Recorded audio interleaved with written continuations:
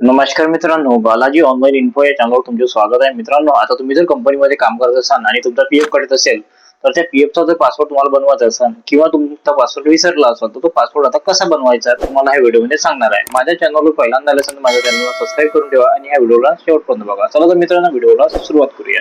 सर्वात आधी तुम्हाला गुगल क्रोमवर जायचं आहे. गुगल क्रोमवर जाऊन तुम्हाला तिथे EPFO असे सर्च करायचे आहे. EPFO असे सर्च केल्यानंतर तुम्हाला खाली इथे फॉरगॉट पासवर्ड दिसत आहे. त्या ऑप्शन तुम्हाला क्लिक करून घ्यायचं आहे. त्या ऑप्शनवर तुम्ही क्लिक केल्यानंतर असे एक तुमच्यासमोर पेज ओपन होणार आहे. त्यामध्ये तुम्हाला इथे UN नंबर टाकायचा आहे.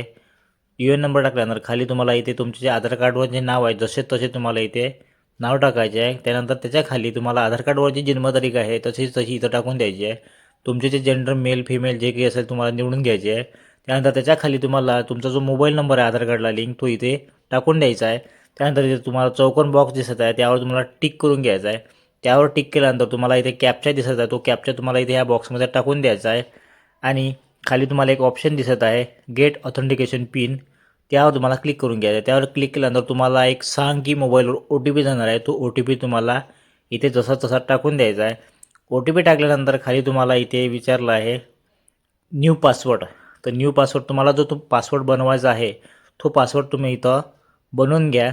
आणि खाली तुम्हाला आणखी कन्फर्म पासवर्ड असे विचारले आहे, तर खाली पण तुम्हाला तिथं वरता जसा पासवर्ड टाकला तसाच खाली टाकायचा आहे. आणि खाली एक ऑप्शन दिसत आहे व्हेरीफाय या ऑप्शनवर तुम्हाला क्लिक करून घ्यायचं आहे.